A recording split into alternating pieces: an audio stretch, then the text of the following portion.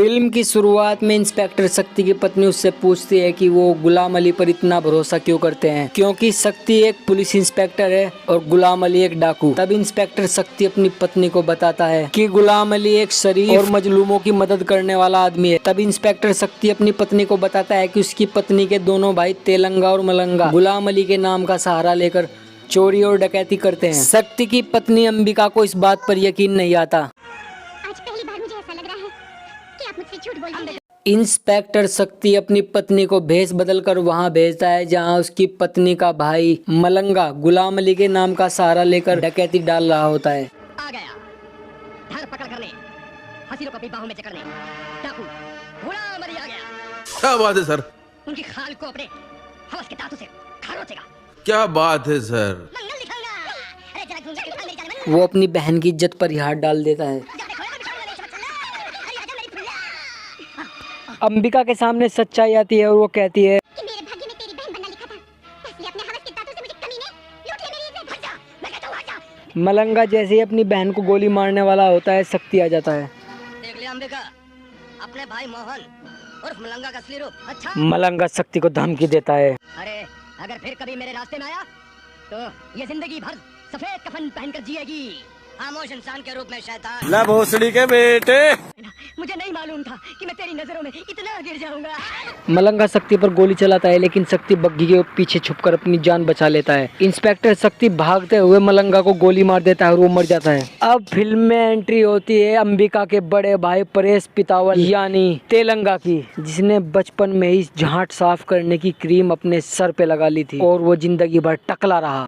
अंबिका, अब तेरे स्वाद के साथ साथ मैं तेरी कोख को भी उजाड़ के रख दूंगा। तेलंगा शक्ति के घर जाकर शक्ति को ललकारता है। अबे चुप, अगर भगवान ने तेरे टकले पर एक भी बाल उगाया होता तो तुम मुझसे टकराने मेरी चौखट पर कभी नहीं आता। कुछ भी। तेलंगा और उसके आदमी शक्ति को पीट पीट कर मार देते हैं और वे शक्ति की लड़की को उठाकर अपने साथ ले जाते हैं। तभी वहाँ डाकू गुलाम अली आ जाता है। क्या हुआ शक्ति सिंह? किसने मारा तुझे? किसने?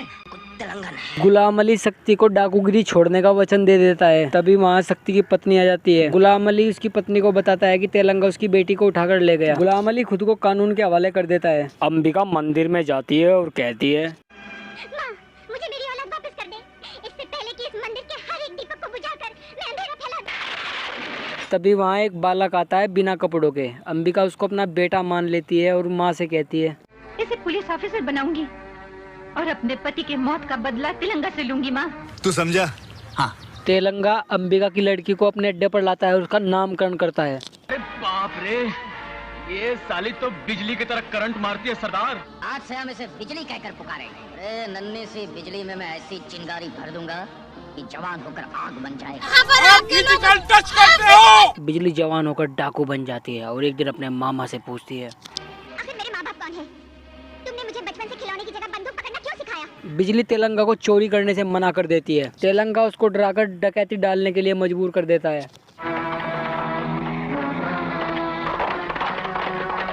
यहाँ बिजली का सामना पुलिस वालों से होता है। बिजली सोच क्या रही है? यही अच्छा मौका है, तुझे अभी तेलंगा के चुंगल से भाग निकलना चाहिए। और बिजली मौका पाकर तेलंगा के गिरोह को छोड़कर भाग जाती है। बिजली कहाँ चली गई? खामोश, लोड़ा खोकर निरोध वापस लाए हो। अंबिका को मंदिर में मिला हुआ बालक इंस्पेक्टर बनकर घर आता है। वो इमोशनल होकर कसम खाता है कि वो अंबिका की बेटी को वापस ला कर रहेगा। अगले इस सीन में उसका सामना तेलंगा से हो जाता है। मेरी माँ ने भी एक कहानी सुनाई थी। उसने कहा था तू ही वो जालिम है। ओ, तू सौतेली नागिन की बात कर रहा है। उसने तो एक ही कुतिया जनी थी। तू हरामी का पिल्ला कहाँ से आ गया? तेलंगा बचकर भाग जाता है। बच गया साला। इंस्पेक्टर रवि सारी बात अपनी माँ को आकर बताता है। बिजली का सामना कुछ गुंडों से होता है, जिनको धूल चटाकर वो इंस्पेक्टर रवि के सामने ले आती है। रवि दिल ही दिल में बिजली को चाहने लगता है।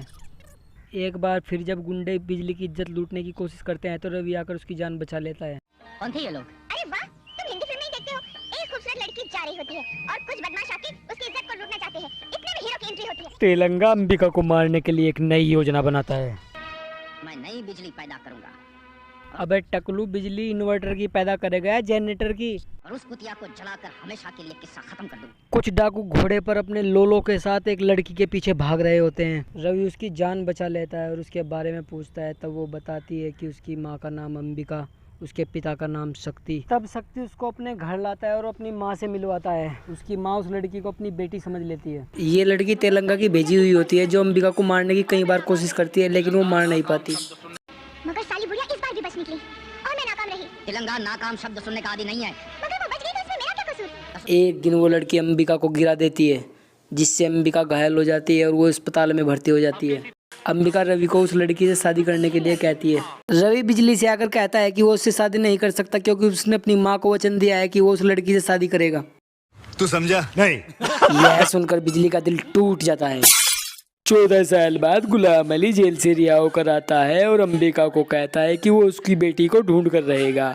गुलाम अली की सारी बातें वो लड़की आकर तेलंगा को बताती है। हरा सूट पहनकर एक दिन वो लड़की अंबिका को मारने की कोशिश करती है। उसकी पिस्तौल की सारी गोली पहले ही अंबिका खाली कर चुकी होती है। अंबिका उसे अपने बारे में सब कुछ सच सच बताने के लिए कहती है। तुम एक तवाइफ हो।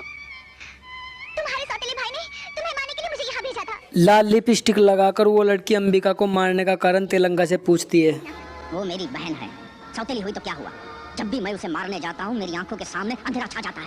न जाने ऐसा मेरे साथ क्यों होता है। और एक बार फिर पवेलियन में एंट्री होती है बिजली और गुंडों की। इस बार गुंडे बिना कंडोम के बिजली को चोट देते हैं। सेक्स करने के बाद बिजली जाती है भगवान के पास और अजीब अजीब से डायलॉग मारने शुरू कर देती है।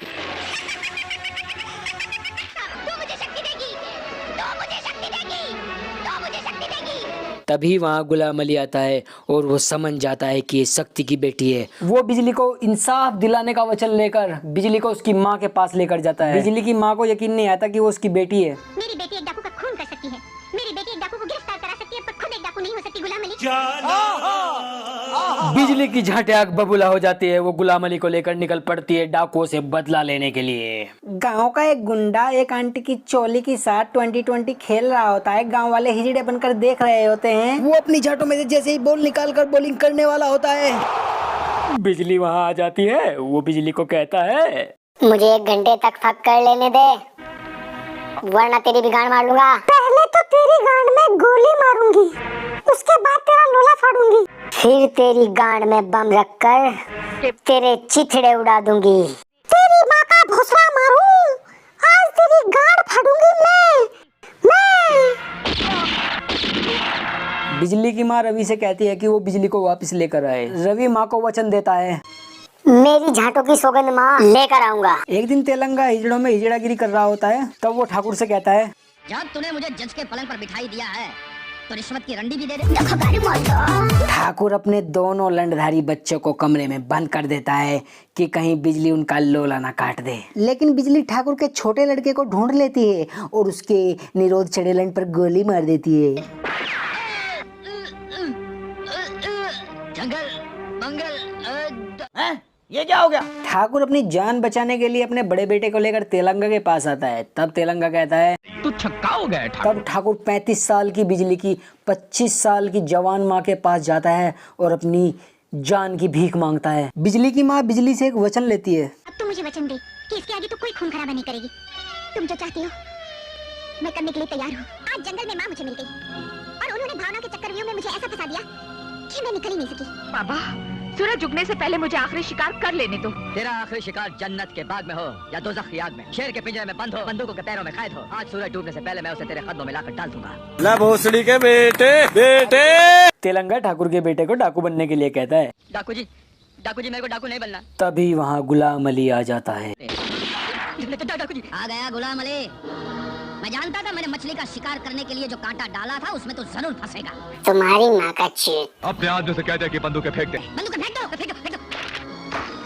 एक अंजे, चल डाकू जी मुझे बचाओ। चिंता मत कर बालक, न तेरे सर पे बाल है न मेरे सर पे बाल है। चल भोसड़ी के। बाल नहीं तो क्या हुआ तिलंगा, इसका बाजू उखाड़ कर तेरे पिछवाड़े में डाल दूंगा।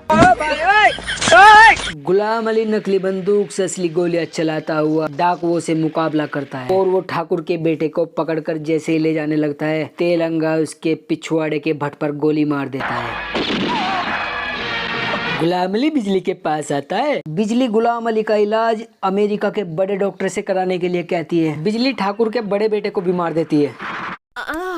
गुलाम अली जैसे ही मरता है, बिजली अपनी चूची में उसका मुंह डाल लेती है और गुलाम अली के पैसे वसूल हो जाते हैं। बिजली अपना बदला लेकर माँ को दिया हुआ वचन भी पूरा करने के लिए अपने आप को कानून के हवाले कर देती है। तेलंगा अपनी बहन का किडनैप कर लेता है। जब बिजली रवि से पूछती है तो रवि बताता है वो माँ को अपने अड्डे पर उठा कर ले गया और लिखा है कि सुबह तक तुम उसके अड्डे पर नहीं पहुंची। वो माँ की लाश पुलिस स्टेशन में भेज दी। इधर दोनों भाई बहन बकचोदी कर रहे होते हैं।